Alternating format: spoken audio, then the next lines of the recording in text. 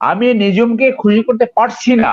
আমি যদি এটা বলতে পারতাম যে বাংলাদেশে গুম হচ্ছে না, বাংলাদেশে ক্রস ফায়ার হচ্ছে না, বাংলাদেশের নির্বাচন ব্যবস্থা ধ্বংস হয়ে গেছে, বাংলাদেশের গণতন্ত্র ধ্বংস হয়ে গেছে, বাংলাদেশে বিচার ব্যবস্থার উপরে কোনো আস্থা নাই, এখানে নওশাদ আছে, আমরা জানি কিভাবে বিচার ব্যবস্থা, এখানে অনেক কোর্ট আছে, তার স্টাফ চালায়, সব অনেক ভালো কোর্ট আছে, এমন কোর্ট আছে তার স্টাফ কোনটা লিস্টে আসবে না আসবে, এ হলো বিচার ব্যবস্থা, সেটা মনিটর করার কোনো লোক নাই।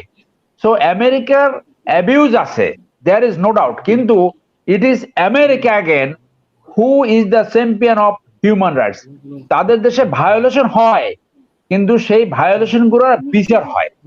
আজিজ সাহেবের যেটা হয়েছে, আসলে আজিজ সাহেবের যেটা হয়েছে, এইটা আমি মনে করি just beginning, just beginning. Aziz সাহেব 2018 সালে মন্তব্য করলেন যে 2018 সালের নির্বাচন তার দেখা পৃথিবীর সেরা নির্বাচন, এর চেয়ে বড় কৌতুক আর কিছু ছিল না। অর্থাৎ সেনাবাহিনীর মতো একটি সংস্থা কখনো জন আকাঙ্ক্ষার বিপক্ষে দাঁড়াতে পারে না। তো বিএনপির ক্ষেত্রে পুরো ব্যাপারটা ভিন্ন। ও বাংলাদেশি হোক আর যাই হোক, সে যেহেতু আমার প্রতিপক্ষ, ফলে তাকে অপমান করেছে, মানে শত্রুর শত্রুর শত্রু আমার বন্ধু। তো বিএনপি আসলে কখনোই আসলে ইতিহাস ঘেটে দেখে নাই। চুজ অ্যান্ড পিক হচ্ছে এইগুলো লোক দেখানো, কোন এখানে সামান্য প্রভাবশালী যারা ক্ষমতাসীন থাকে তাদেরকে বিচার করতে পারে না। কি পারে, শুধু এক জায়গায় তারা করতে পারে, সেটা হচ্ছে ভিন্ন মত অবলম্বনী বিরোধী দল এবং স্পেশালি বিএনপি নেতা কর্মী, এদের বিরুদ্ধে তারা যা কিছু করতে হয় আজকে। কিন্তু কথা যেটা হচ্ছে যে এই যে মানবাধিকার চর্চাহীনতার ব্যাপার, এটা তো সবচেয়ে বেশি হয় আমেরিকাতে। বছরে কতজন লোক মারা যায়, কত রেপ হয়। তো এই যে দেখেন, একটা লজ্জাজনক ভাবে র্যাবের কর্মকর্তা 7 মার্ডার করেছে কন্ট্রাক্ট কিলিং টাকার জন্য।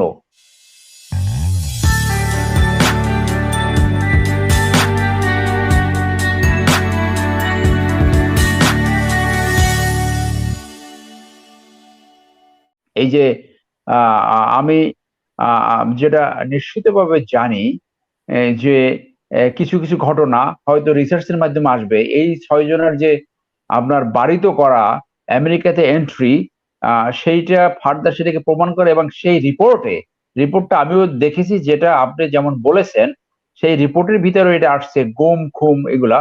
তো এইটা আমরা নিশ্চিতভাবে জানি যে সাংবিধানিক আইন হলো কাউকে গ্রেপ্তার করলে 24 ঘন্টার ভিতরে তাকে নিকটস্থ আদালতে সোপর্দ করবে।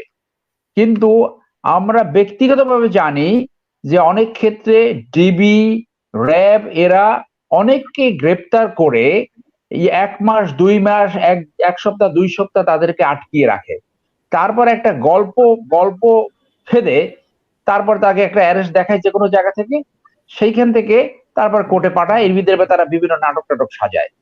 2 নম্বর হলো যে তারা অনেক অনেক সময় এই যে আপনার মিথ্যা মামলা দেয়। তারপরে আপনি পুলিশের দেখেন বড় একটা অংশ, অনেকে তো এটা নিয়ে মানববন্ধন পর্যন্ত করেছে, যে তাদের এই যে ইয়াবা মাদক পকেটের ভিতরে ঢুকাই দিয়া হাজার হাজার মানুষকে তারা নিপীড়ন করে, নির্যাতন করে। হাজার পলিটিক্যাল নিপীড়ন তো সমস্ত মাত্রা ছাড়িয়ে গেছে। সীমাহীন সীমাহীন টর্চার তারা করতে থাকে, এবং এর ভিতরে একটা টর্চারের বড় একটা জায়গা হলো মিথ্যা মামলা, এবং এক একটি মামলায় শত শত হাজার হাজার অজ্ঞাত আসামি করা, যেগুলো সবই সাংবিধানিক আইনের বরখেলাপ। আপনি জানেন যে এপিলেট ডিভিশনের জাজমেন্ট রয়েছে যে রিমান্ডের ব্যাপারে 10 দফা নির্দেশ রয়েছে। কাউকে টর্চার করা যাবে না, তার লয়ারের সামনে তাকে জিজ্ঞাসাবাদ করতে হবে, গ্লাস হাউসের ভিতরে জিজ্ঞাসা করতে হবে। তো এপিলেট ডিভিশনের রায়, এটা তো আইন, সেই আইন কিভাবে আইন শৃঙ্খলা বাহিনী ভঙ্গ করে, তাদেরকে মনিটর করা কেউ নাই। তো এই যে দেখেন, একটা লজ্জাজনক ভাবে র্যাবের কর্মকর্তা 7 মার্ডার করেছে কন্ট্রাক্ট কিলিং টাকার জন্য, এবং সেইটাকে একজন সেনাবাহিনী অফিসার, কমান্ডিং অফিসার ছিল। আমার চাকরি জীবনে আমরা যাদের সাথে চাকরি করেছি, অকল্পনীয় কোন অফিসার টাকার বিনিময়ে অথবা পলিটিক্যাল রাইভেলের জন্য কাউকে হেনস্থা করতে পারে, কাউকে খুন করতে পারে, খুন করে গুম করতে পারে। হ্যাঁ, এখন আপনি দেখেন এইগুলো তো হচ্ছে। তো এইটা যদি সুশাসিত দেশ হতো, যদি গণতন্ত্র থাকতো, তো ওই যে আপনি মানবাধিকারের কথা বলছেন না, যদি সুশাসন গণতন্ত্র না থাকে তাহলে ন্যায় বিচার এবং সুশাসন থাকে না, এবং সুশাসন এবং ন্যায় বিচার না থাকলে সেখানে মানবাধিকার থাকার কোনো প্রশ্নই আসে না। প্রশ্ন আসে না। ব্যারিস্টার আজিজ সারোয়ার সাহেবের আমি আপনার কাছে আসবো আজিজ আবার। সাহেবের যেটা হয়েছে, আসলে আজিজ সাহেবের যেটা হয়েছে এইটা আমি মনে করি জাস্ট বিগিনিং। আজিজ সাহেব 2018 সালে মন্তব্য করলেন যে 2018 সালের নির্বাচন তার দেখা পৃথিবীর সেরা নির্বাচন, এর চেয়ে বড় কৌতুক আর কিছু ছিল না। অর্থাৎ সেনাবাহিনীর মতো একটি সংস্থা কখনো জন আকাঙ্ক্ষার বিপক্ষে দাঁড়াতে পারে না, কিন্তু তিনি এই নির্বাচনে রাতের ভোট কাটার সহায়তা করে পুরো একটা জনগণের বাহিনী, একটা দেশপ্রেমিক সেনাবাহিনীকে জনগণের বিপক্ষে দাঁড় করিয়েছে। এইটা ডাইরেক্ট রাষ্ট্রের বিরুদ্ধে ষড়যন্ত্র। অতএব তার তার যেটা হয়েছে এটা আমি মনে করি জাস্ট বিগিনিং। তার দুর্নীতি, তার ক্ষমতার অপব্যবহার, এরা আরো অনেক অনেক সিরিজ বের হতে থাকবে। ধন্যবাদ। আজকে থেকে প্রায় দুই সারোয়ার ভাইরা বার করলেন 2027 সালে, তখনকার একটা ঘটনা বলি। আমাদের সারোয়ার ভাই কিন্তু খুব পপুলার ছিলেন যখন তিনি বার করছিলেন, সেই সময়টাতে তাদের ব্যাচের মধ্যে বেশ একজন পপুলার ব্যক্তি ছিলেন। লিঙ্কন সিনের একটা প্রোগ্রামে সারোয়ার ভাই কিন্তু একটা বক্তৃতা দিতে উঠতে গিয়ে খোদ সারোয়ার ভাই গুয়েন্তানামো বের ব্যাপারে তিনি খুব জোরালো একটা বক্তব্য রেখেছিলেন। সারোয়ার ভাইটা মনে করতে পারেন, সেখানে আমেরিকান জাজেসরা ছিলেন, তারপর আরো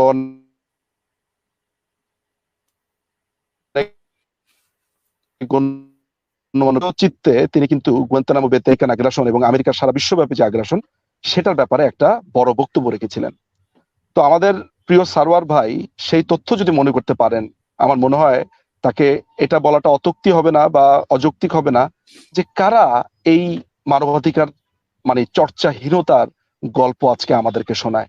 নিশ্চয়ই সারোয়ার ভাই সেই গল্প বলবে, সেই গুয়ান্তানামোর বের গল্প আমরা আবার শুনবো আজকে সারোয়ার ভাইয়ের কাছে। এখানে একটা কথা তথ্য দিয়ে রাখা বেটার, সেটা হচ্ছে যে 2020 সালে, 2018 সালে, 2020 সালে আমরা নাম্বার অফ টাইমসে আমরা দেখেছি যে ইরানের বিভিন্ন সামরিক কর্মকর্তাদেরকে এই ধরনের অমানবিক আখ্যা দিয়ে তারা নিষিদ্ধ করতে, উত্তর কোরিয়া, চায়না, রাশিয়া, তারপরে চায়না রাশিয়া, এই দুটো দেশের প্রায় 34টি অর্গানাইজেশনকে তারা নিষিদ্ধ করতে, সারা পৃথিবীব্যাপী এই যে আমেরিকার এই প্র্যাকটিস, এটার দুটো দিক আছে। একটা হচ্ছে পলিটিক্যাল, আসলে বলা চলে এটার একটা দিকই আছে পলিটিক্যাল, এবং আরেকটা হয়তো বা পলিটিক্যাল এবং কিছুটা ইকোনমিক্যাল ব্যাপার স্যাপারের মধ্যে আছে।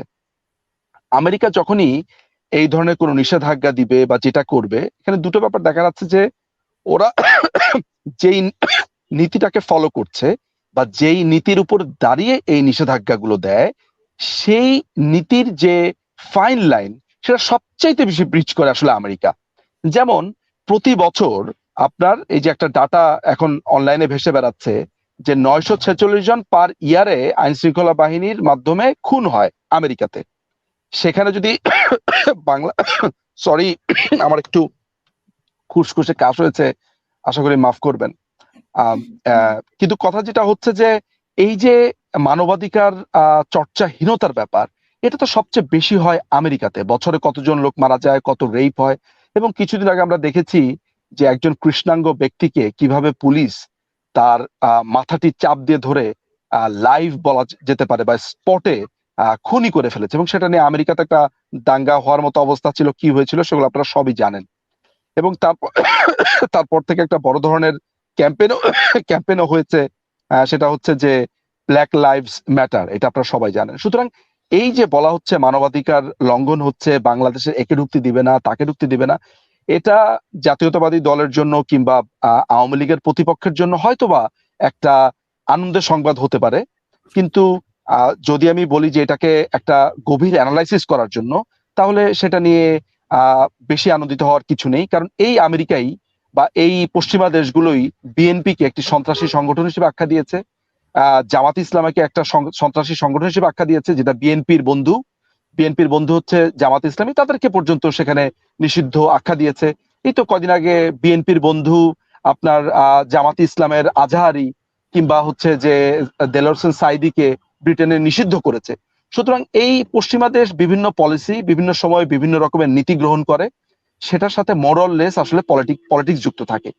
বাংলাদেশের ক্ষেত্রে এটি কেন হয়েছে আপনারা জানেন। গত প্রায় 4-5 বছর একটা ট্রেন্ড হয়েছে, যেটা হচ্ছে আমাদের দেশের ব্যবসা বাণিজ্য এগুলো অনেকটুকু এখন আসলে আমেরিকা মুখী নয়, এগুলো হচ্ছে অনেকটা চায়না মুখী আমরা লক্ষ্য করি। তারপরে রূপপুরে তো আপনি যদি যান তাহলে আপনি দেখবেন যে সেখানে একটা রাশিয়ান সিটি হয়ে গিয়েছে, রাশিয়ার কি পরিমাণ বিনিয়োগ সেখানে রয়েছে। ফলে এই জিনিসগুলো বাংলাদেশ সরকারকে আপনার এখানে আমি বলবো যে ভারতেরও এক ধরনের প্রেশার আছে। সুতরাং এটা একটা ভূ রাজনৈতিক অবস্থান। এটা যদি মনে করা হয় যে র্যাব কি করেছে বা র্যাবের ধরেন একটা বিশাল ফোর্স তাদের অনেকগুলো কাজের ভিতরে দুই একটা কাজের জন্য নিষিদ্ধ ঘোষণা করবে এবং সেটার জন্য আমরা হাততালি দিব, এটাকে বরঞ্চ আমি বলবো যে এটা বিএনপির একটা আরেকটা ভুল সিদ্ধান্ত। বিএনপির বরং উচিত এটার প্রতিবাদ জানানো, বিএনপির উচিত এটার প্রতিবাদ জানানো। কারণ আমি লক্ষ্য করে দেখলাম যে এই পুরো জিনিসটাকে রাষ্ট্রীয় একটা অপমান হিসেবে না দেখে বা এটাকে একটা পলিটিক্যাল জায়গা থেকে একটা স্ট্র্যাটেজি না দেখে বিএনপি পুরো ব্যাপারটাতে হেভি মজা পাচ্ছে। যেমন ধরেন আমার বাংলাদেশে যদি আজকে কেউ কোনো বাংলাদেশিকে কোনো রাষ্ট্র অপমান করে তাহলে সে বিএনপি করে না জামাত করে সেটা আমার কিন্তু গায়ে লাগবে না, আমার গায়ে লাগবে সে হচ্ছে বাংলাদেশি, তাকে অপমান করা হয়েছে। তো বিএনপির ক্ষেত্রে পুরো ব্যাপারটা ভিন্ন। ও বাংলাদেশি হোক আর যাই হোক, সে যেহেতু আমার প্রতিপক্ষ ফলে তাকে অপমান করেছে, মানে শত্রুর শত্রুর শত্রু আমার বন্ধু। তো বিএনপি আসলে কখনোই আসলে ইতিহাস ঘেটে দেখে নাই। আমার ধারণা ছিল যে সারোয়ার ভাই একেবারে ট্র্যাডিশনাল বিএনপির মতো না, কিন্তু আমি নিশ্চিত যে সেটার প্রমাণও তিনি হয়তো বা সামনের বক্তব্যে রাখবেন। এবং আমি এটাও নিশ্চিত যে সারোয়ার ভাই আজকে থেকে প্রায় 10 বছর 11 বছর আগে যে বক্তব্য দিয়েছে আমেরিকার অমানবিক কর্মকাণ্ডের ব্যাপারে, আজকে তিনি আমাদেরকে সেটা আবার স্মরণ করিয়ে দিবে। সুতরাং আমার কথা সামারি হচ্ছে যে আমেরিকার এই সিদ্ধান্তটা পলিটিক্যাল, এটা আর একটা বাংলাদেশ সরকারকে একটু চাপে রাখার জায়গায়। আপনারা কয়দিন পরে দেখবেন যে গার্মেন্টস সেক্টরে তারা আপনার এক ধরনের লক দিয়ে দিবে, এটা আপনার সামনে দেখতে পারবে, এটা আমার অবজারভেশন। তারপরে তারা আমাদের দেশের আপনার যে আর্মিতে যে সেনাবাহিনী নেয় সেখানে এক ধরনের এম্বার্গো দিবে, নানান ধরনের প্রেশার, ইলেকশন আসছে, আপনারা অনেক কিছুই দেখতে পাবেন, এগুলা করবে, এগুলো এক ধরনের ডিল। এগুলো বাংলাদেশ সরকার যাতে একটা ডিলে যায় সেটারই এক ধরনের, এটা এটা এটা সোজা কথা হচ্ছে একটা মূল্যমূল্য করতে চাইবে বাংলাদেশ সরকার সাথে, কারণ বাংলাদেশ এখন জিও পলিটিক্যালি অসম্ভব রকমের একটা ইম্পর্টেন্ট একটা জায়গাতে আছি আমরা। ব্যাপারটা হলো ইয়েস, আমরা বাংলাদেশের নাগরিক হিসেবে এবং বিশ্ব নাগরিক হিসেবে যে কোনো দেশের যে কোনো জাতির যে মানবাধিকার লঙ্ঘন সেটার বিরুদ্ধে আমরা সোচ্চার। আমেরিকান সেই মানবাধিকার লঙ্ঘন এবং এটা সহ যে আরো যে মানবাধিকার লঙ্ঘন হচ্ছে বিগত দিনে করেছে সেটা আমরা নিন্দা জানাই, there is no doubt. But remember, এই আমেরিকাই কিন্তু বসনিয়া হার্জেগোভিনায় যখন মুসলমানদেরকে সার বার্মি নিধন করছিল, যখন মানবতা বিরোধী অপরাধ চালাচ্ছিল, তখন কিন্তু আমেরিকার নেতৃত্বে সেই মুসলমানদেরকে সার বার্মির এগেনস্টে রক্ষা করা হয়। আবার এই দেখেন যে মুসলমান গাদ্দাফি একজন মুসলমান ছিল, অথবা কর্নেল গাদ্দাফির কথাই বলছি আমি, যে তার আন্দোলনরত মানুষকে তিনি বললেন কুত্তা বিড়াল গরু ছাগল, তাদের সাথে তুলনা করলো, এবং তাদেরকে যখন মানে কিলিং মিশনে তার রাষ্ট্রযন্ত্র দিয়ে যখন কিল করছিল, তখন again this America who save this Muslim. এখন এইখানে যদি এই গাদ্দাফি অথবা সাদ্দাম হোসেন অথবা চসস্কুর কথা বলেন, সেইখানে যদি শান্তিপূর্ণভাবে ক্ষমতা হস্তান্তরের নিয়ম নীতি থাকতো বা ফলো করতো, তাহলে তো কর্নেল গাদ্দাফি অথবা এই যে সাদ্দাম হোসেনকে এইরকম পরিণতি ভোগ করতে হতো না। সো আমেরিকার অ্যাবিউজ আছে, দেয়ার ইজ নো ডাউট, কিন্তু it is America again who is the champion of human rights. তাদের দেশে ভায়োলেশন হয়, কিন্তু সেই ভায়োলেশন গুলোর বিচার হয়।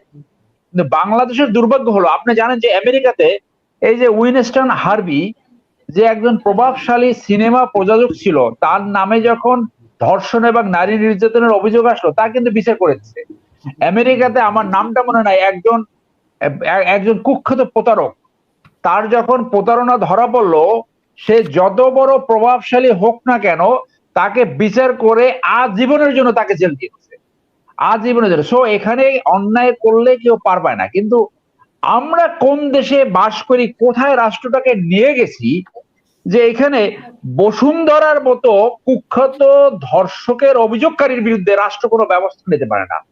রাষ্ট্র শাহ আলম নামে, শেখ বাচ্চু নামে একজন ব্যাংক লুটেরার বিরুদ্ধে কোনো ব্যবস্থা নিতে পারে না।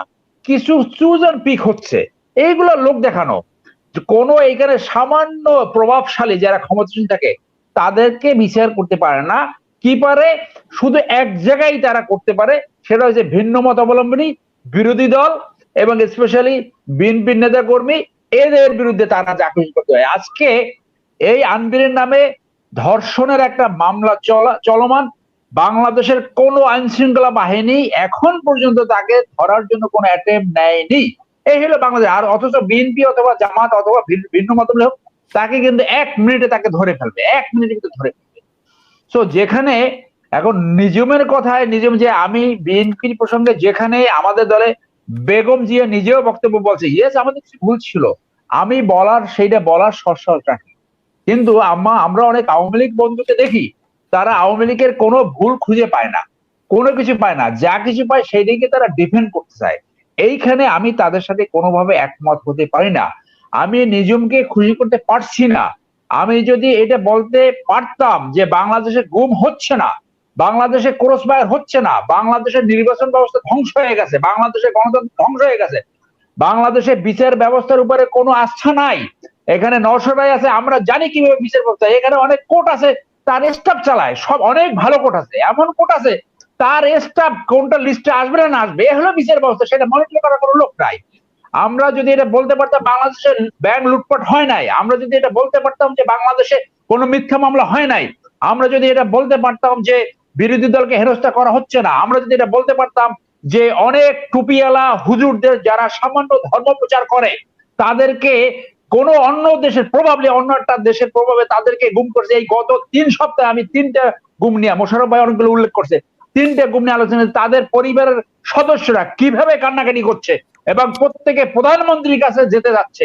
কেন যেতে যাচ্ছে? প্রধানমন্ত্রী ছাড়া কেউ আর ন্যায় বিচার পাচ্ছে না।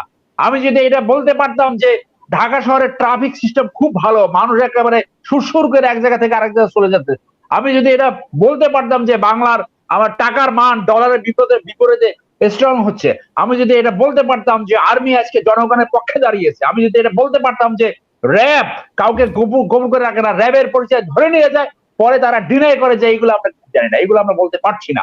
আমরা এই দেশ দেখতে চেয়েছিলাম যেখানে সুশাসন থাকবে, ন্যায় বিচার থাকবে, গণতন্ত্র থাকবে, মানুষ তার প্রতিনিধি নির্বাচন করবে, যদি ভোটে হেরে যায় তারা চলে যাবে।